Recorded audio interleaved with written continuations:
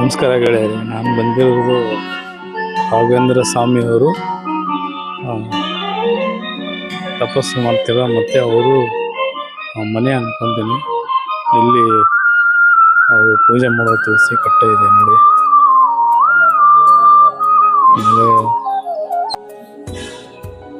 ಇದು ಅವರು ಓಡಾಡಿದಿರೋ ಜಾಗ.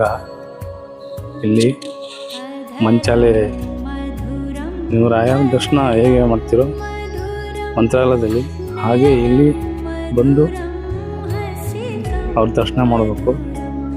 ಇಲ್ಲಿ ಏಕಶಿಲಾ ಬೃಂದಾವನ ಇದೆ, ಅದನ್ನು ತೋರಿಸ್ತೀನಿ ನೋಡಿ. ಈ ಥರ ಎಲ್ಲ ಇದೆ ಇಲ್ಲಿ.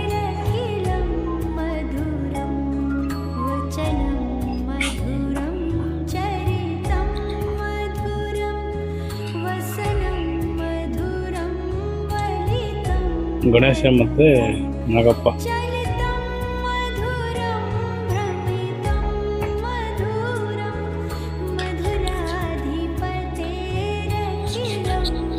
ಬನ್ನಿ, ಏಕಶಿಲಾ ಬೃಂದಾವನ ತೋರಿಸ್ತೀನಿ, ನೋಡೋಣ.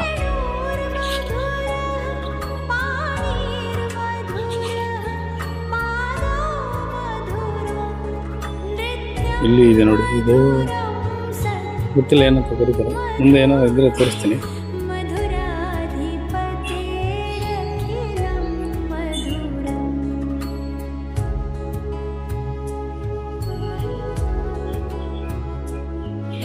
ಇದು ಉಗ್ರ ನರಸಿಂಹಸ್ವಾಮಿ ದೇವರು.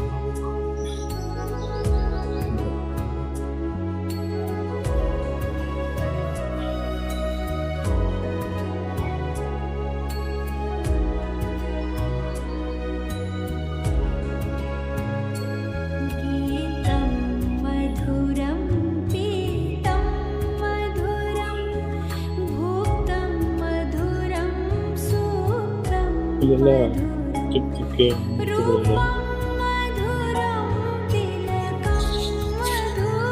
ನೋಡಿ, ಅವ್ರದ್ದೇ ಜಾಗ ಇದು, ರಾಯರದು. ಇಲ್ಲಿ ಎಷ್ಟು ಚೆನ್ನಾಗಿದೆ.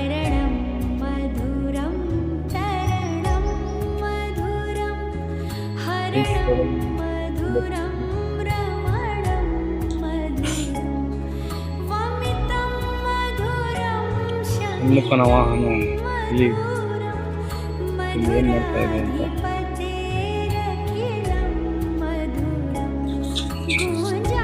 ಷಣ್ಮುಖನ ವಾಹನ ಇಲ್ಲಿ ಏನು ಮಾಡ್ತಾ ಇದೆ ನೋಡಿ.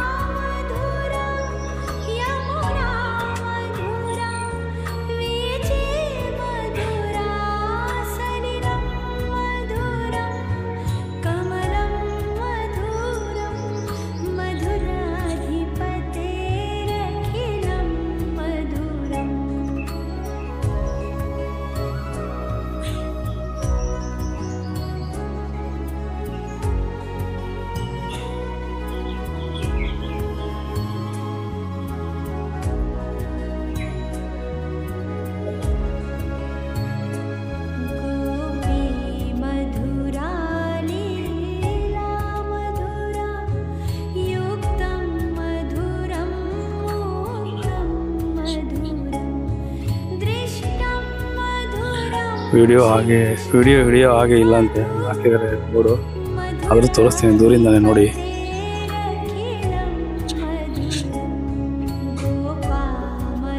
ಪೂಜೆ ಮಾಡ್ತಿದ್ದಾರೆ, ಅಭಿಷೇಕ ಮಾಡ್ತಿದ್ದಾರೆ.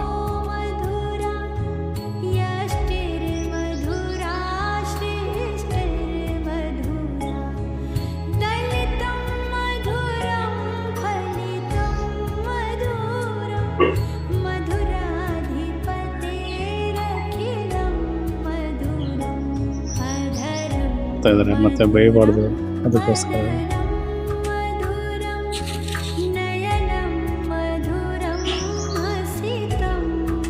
ಇವಾಗ ಬಿಚ್ಚಾಲೆ ಅಂತಾಗಿದೆ. ಮಂತ್ರಾಲಯಕ್ಕೆ ಹೋಗಿ ಬಂದ್ರ ನೀವೆಲ್ಲಾರು?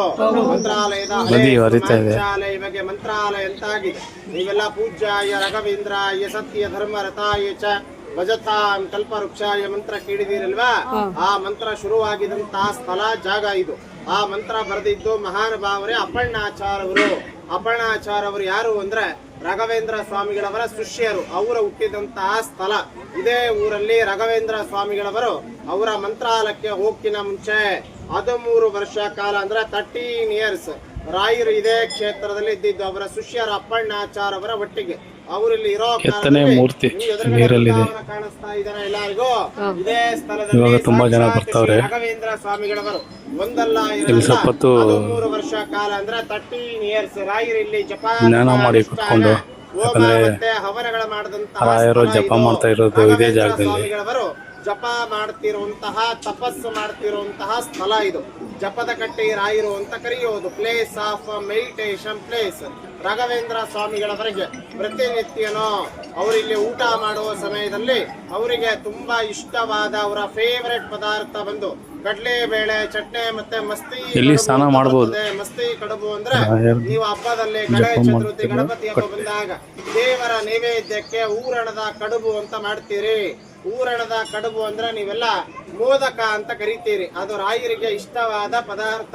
ರಾಘವೇಂದ್ರ ಸ್ವಾಮಿಗಳವರಿಗೆ ರಾಯರಿಗೆ ಬಳಸಿರುವಂತಹ ಒರಳಕಲ್ಲು, ರುಬ್ಬಗುಂಡು, ಗ್ರೈಂಡಿಂಗ್ ಸ್ಟೋನ್ ಇವಾಗೂ ಇದೆ. ಅಲ್ಲಿ ಮೇಲ್ಗಡೆ ಬರ್ತದೆ. ನೀವೆಲ್ಲ ಮೆಟ್ಲಿಡಿದು ಬಂದ್ರಲ್ವಾ, ರಾಯರ ಸ್ಟ್ಯಾಚು ಬರ್ತದೆ. ಅದ್ರ ಮುಂದ್ಗಡೆ ರಾಯರಿಗೆ ಒರಳಕಲ್ಲು ಅಂತ ಬರೆದಿರ್ತಾರೆ. ಹೋಗ್ತಾ ನೋಡ್ಕೊಂಡು ಹೋಗಿ. ರಾಘವೇಂದ್ರ ಸ್ವಾಮಿಗಳವರ ಶಿಷ್ಯರು ಅಪ್ಪಣ್ಣಾಚಾರ್ ಅವರ ಬೃಂದಾವನ ಅಲ್ಲ ಇದು.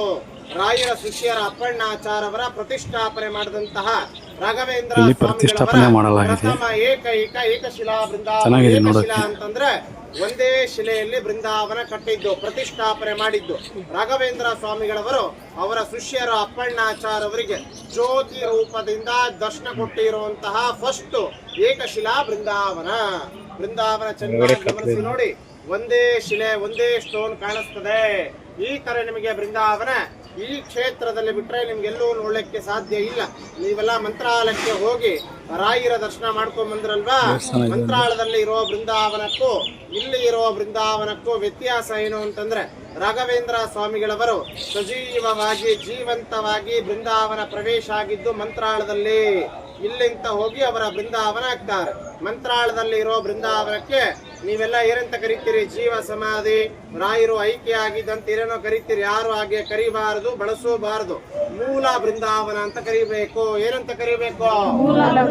ರಾಯರ ಬೃಂದಾವನ ಆಗ್ಬೇಕಾದ್ರೆ ನಾನು ಈ ಕಲಿಯುಗದಲ್ಲಿ 700 ವರ್ಷ 700 ಇಯರ್ಸ್ ಪಾರ್ಕಿಂಗ್ ಎಲ್ಲ ವ್ಯವಸ್ಥೆ ಮಾಡಿದ್ದಾರೆ. ಯಾರು ನನ್ನ ಕ್ಷೇತ್ರಕ್ಕೆ ಬಂದು ಅವರ ಇಷ್ಟಾರ್ಥ ಸಿದ್ಧಿ, ಅವರ ಮನಸ್ಸು ಸಂಕಲ್ಪ ಮನಸ್ಸಲ್ಲಿ ಇಟ್ಕೊಂಡು ನಾವು ರಾಯರ ಕ್ಷೇತ್ರದಲ್ಲಿ ಏನು ನಾವು ರಾಯರ ಹತ್ರ ಸಮರ್ಪಣೆ ಅದು ನೀವು ಕೇಳಿದ್ದು ಕೇಳುವಂತಹ ಕೊಳ್ಳಿಕ್ಕೆ ಎಲ್ಲಾರ್ಗೂ ಹೇಳಿ ಅವರ ಬೃಂದಾವನ ಆಗ್ತಾರೆ. ವರ್ಷಕ್ಕೆ ಒಂದು ಸಲ ರಾಘವೇಂದ್ರ ಸ್ವಾಮಿಗಳವರ ಬೃಂದಾವನ ಆಗಿದ್ದ ದಿವಸ ಬರುತ್ತದೆ ಆಗಸ್ಟ್ ತಿಂಗಳಲ್ಲಿ. ಆಗಸ್ಟ್ ತಿಂಗಳಿಗೆ ಪ್ರತಿ ವರ್ಷ ರಾಯರ ಬೃಂದಾವನ ಆಗಿದ್ದ ದಿವಸ ಬರ್ತದೆ. ಆಗಸ್ಟ್ ಹರಕೆ ಕಟ್ಕೊಂತೀರಂದ್ರೆ ಬಿಚ್ಚಾಲಮ್ಮನ್ಗೆ ಆಗಸ್ಟ್ ತಿಂಗಳಿಗೆ ರಾಘವೇಂದ್ರ ದೇವಸ್ಥಾನಕ್ಕೆ ಹರಕೆ ಕಟ್ಕೋಬಹುದು. ಇಲ್ಲಿ ಹಾಕಿದ್ದಾರೆ, ಏನೇನ್ ಬೇಕು ಅಂತಾನು ಹಾಕಿದ್ದಾರೆ. 354 ವರ್ಷ ಆಯ್ತು ಅವರ ಬೃಂದಾವನ ಆಗಿ. ಮೊನ್ನೆ ಆಗಸ್ಟ್ ತಿಂಗಳಿಗೆ 354 ಇಯರ್ಸ್ ಆಯ್ತು. ಅವ್ರಿನ್ನ 346 ವರ್ಷ ಇರ್ತಾರೆ. ಹಂಗಾಗಿ ಮೂಲ ಬೃಂದಾವನ ಅಂತಾನೆ ಕರಿಬೇಕು. ಆ ಮೂಲ ಬೃಂದಾವನ ಆದ ಮೇಲೆ ರಾಘವೇಂದ್ರ ಸ್ವಾಮಿಗಳವರು ಅವರ ಶಿಷ್ಯರ ಅಪ್ಪಣ್ಣಾಚಾರ್ ಅವರ ಕೈಯಲ್ಲಿ ಹೇಳಿ ಮಾಡಿಸ್ಕೊಂಡಿರುವಂತಹ ಫಸ್ಟ್ ಏಕಶಿಲಾ ಬೃಂದಾವನ. ಮಂತ್ರಾಲಯದಲ್ಲಿ ಬೃಂದಾವನ ಆದ್ಮೇಲೆ ಫಸ್ಟ್ ಏಕಶಿಲಾ ಬೃಂದಾವನ ಆಗಿರುವಂತಹ ಸ್ಥಳ. ದೇವಸ್ಥಾನ ತುಂಬಾ ಚೆನ್ನಾಗಿದೆ. ಈ ಜಾಗ, ಈ ಸ್ಥಳ ಮಾಮೂಲಿ ಕ್ಷೇತ್ರ ಅಲ್ಲ, ತುಂಬಾ ಜಾಗೃತವಾದ ಕ್ಷೇತ್ರ. ಇವಾಗೂ ಸಹ ಬೆಳಿಗ್ಗೆ ಮುಂಜಾನೆ 4 ಮತ್ತೆ 4:15 ಸುಮಾರು ರಾಘವೇಂದ್ರ ಸ್ವಾಮಿಗಳವರು ಬಂದು ಇವಾಗೂ ಅವರು ಸ್ನಾನ ಮಾಡಿ ಹೋಗ್ತಿರುವಂತ ಪ್ರತೀತಿ ಇದೆ. ಕೆಲವೊಮ್ಮೆ ಅವರ ಅಜ್ಜಿಗಳು ಬಿದ್ದಿರ್ತವೆ. ಇವಾಗೂ ಕೂಡ ಮಧ್ಯರಾತ್ರದಲ್ಲಿ ಈಗಾಗಲೇ ಎಷ್ಟೋ ಜನ ನೋಡಿದ್ದಾರೆ, ನ್ಯೂಸ್ ಅಲ್ಲಿ ಟಿವಿಸ್ ಅಲ್ಲಿ ನೋಡಿರಬಹುದು. ಮಧ್ಯರಾತ್ರದಲ್ಲಿ ಮಂತ್ರಾಲಯ ಕ್ಷೇತ್ರ ಇಂತ ಮಾಡ್ಬೇಕಂತೇನಿಲ್ಲ, ಇಲ್ಲಿ ಸ್ನಾನ ಮಾಡಬಹುದು. ಆದ್ರೆ ಶಾಂಪೂ ಯಾವುದು ಯೂಸ್ ಮಾಡಬಾರ್ದು ಅಂತ ಅಂದ್ರೆ ಹೇಳ್ತಾರೆ. ಸ್ವಾಮಿಗಳವರ ಜ್ಯೋತಿ ರೂಪದಲ್ಲಿ ನೀವು ಅಲ್ಲಿ ಸ್ನಾನ ಮಾಡಿರ್ತೀರಲ್ಲ, ಇಲ್ಲಿ ಬಂದು ಹಾಗೆ ದರ್ಶನ ಮಾಡಿ. ಅಪ್ಪಣ್ಣಾಚಾರ್ ಅವರ 6th ಜನರೇಷನ್ ಅಂತ ಕರಿತೇವೆ. 6th ಅಂದ್ರೆ 6ನೇ ಜನರೇಷನ್ ಅಂತ ಈ ಮಠ ಎಲ್ಲ ನೋಡ್ಕೊಂಬೋದಲ್ಲ ನಾವೇ. ಇಲ್ಲಿ ಏನು ವಿಶೇಷ ವೈಶಿಷ್ಟ್ಯ ಏನು ಅಂತಂದ್ರೆ ವಾರಕ್ಕೆ ಒಂದು ದಿವಸ ಶನಿವಾರ ಬರುತ್ತಲ್ವಾ, ಶನಿವಾರ ದಿವಸ ಈ ಕ್ಷೇತ್ರದಲ್ಲಿ ನಿಮ್ಮ ಕುಟುಂಬದಲ್ಲಿ ತಂದೆಗಾಗ್ಲಿ ತಾಯಿಗಾಗ್ಲಿ ಮಕ್ಕಳಿಗಾಗ್ಲಿ ಯಾರಿಗನ ಆರೋಗ್ಯ ಸಮಸ್ಯೆ ನಿಮ್ಮ ಮನೆಯಲ್ಲಿ ಕುಟುಂಬದಲ್ಲಿ ಸಂಸಾರದಲ್ಲಿ ಮನೆಯಲ್ಲಿ ನೆಮ್ಮದಿ ಶಾಂತಿ, ಮನೆಯಲ್ಲಿ ಕಿರಿಕಿರಿ ಬರೇ ಜಗಳ, ಮನೆಯಲ್ಲಿ ದುಡ್ಡು ನಿಲ್ತಾ ಇಲ್ಲ, ಹಣಕಾಸಿನ ತೊಂದರೆ, ನಿಮ್ಮ ಮಕ್ಕಳ ವಿದ್ಯಾಬುದ್ಧಿ, ಮಕ್ಕಳ ಎಜುಕೇಶನ್ ಪರವಾಗಿ, ಮಕ್ಕಳ ಜಾಬ್ ಆಗ್ಲಿ, ನಿಮ್ಮ ಉದ್ಯೋಗದಲ್ಲಿ, ನಿಮ್ಮ ವ್ಯಾಪಾರದಲ್ಲಿ, ನೀವು ಮಾಡೋ ವ್ಯವಹಾರದಲ್ಲಿ ಏನ ತೊಂದರೆಗಳು ಇತ್ತು ಅಂದ್ರೆ, ನಿಮ್ಮ ಮನೆಯಲ್ಲಿ ಯಾರಿಗಾದ್ರೂ ಮದುವೆ ಆಗಿಲ್ಲ, ಕಲ್ಯಾಣ ಆಗಿ ಎಷ್ಟು ವರ್ಷ ಆಯ್ತು, ನಮಗಿನ್ನ ಮಕ್ಕಳ ಭಾಗ್ಯ ಇಲ್ಲ, ಸತಸಂತಾನ, ನಾಗದೋಷ, ಕಾಲ ಸರ್ಪದೋಷ, ಕುಜದೋಷ, ರಾಹು ದೋಷ, ಶತ್ರು ದೋಷ, ಬ್ಲ್ಯಾಕ್ ಮ್ಯಾಜಿಕ್ ಪರವಾಗಿ ನೀವು ಯಾರ್ಯಾರು ರಾಯರ ಕ್ಷೇತ್ರದಲ್ಲಿ ಬಂದಾಗ ರಾಯರ ಪೂಜೆಗಳು ಮಾಡಿಸಿರ್ತೀರೋ ಅದು ಎಷ್ಟೇ ಪರ್ಸನಲ್ ಇದ್ರೂ ರಾಯರ ಹತ್ರ ಮುಚ್ಚಿಡಬಾರ್ದು. ನಿಮ್ಮ ತಂದೆ ತಾಯಿ ಮಕ್ಕಳ ಬೇಡಿಕೆ ಸಹ ನಾವು ಬರ್ಕೊಂಡು ನೀವು ಅನ್ಕೊಂಡಿದ್ದಾಗಬೇಕು ಅಂತ ಸಾಕ್ಷಾತ್ ರಾಯರ ಬೃಂದಾವನ ಮುಂದ್ಗಡೆ ಸಂಕಲ್ಪ ಅರ್ಚನೆ ಮಾಡಿ ನಿಮ್ಮ ಹೆಸರ ಮೇಲೆ ಇಲ್ಲಿ ಹೋಮಗಳಾಗುತ್ತೆ. ಸುದರ್ಶನ ಹೋಮ, ನವಗ್ರಹ ಹೋಮ, ಧನ್ವಂತರಿ ಹೋಮ, ಮೃತ್ಯುಂಜಯ ಹೋಮ, ಮೃತ್ಯುಂಜಯ ಹೋಮ, ಲಕ್ಷ ಜಪ ನಡೀತದೆ. ಇಲ್ಲಿ ಎಷ್ಟೋ ಜನ ರಾಯರ ಕ್ಷೇತ್ರದಲ್ಲೇ ಬಂದು ಪೂಜೆ ಮಾಡಿಸಿ ಹೋಗಿ ಒಂದು 20-40 ಆವಾಗಲೇ ಗೋಶಾಲೆ ಮರ್ತುಬಿಟ್ಟೆ, ಗೋಶಾಲೆ ತೋರಿಸ್ತೀನಿ ನೋಡಿ.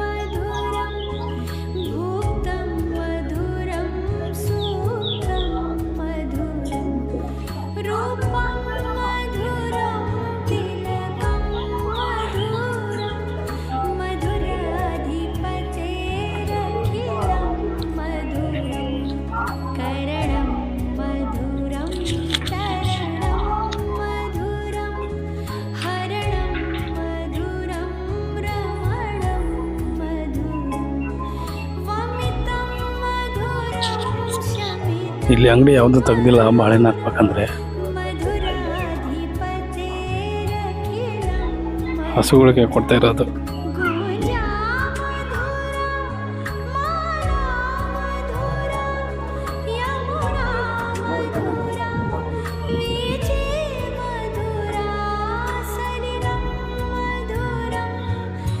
ಕ್ಯಾಮ್ರಾ ಸ್ವಲ್ಪ ಆಫ್ ಮಾಡ್ತೀನಿ.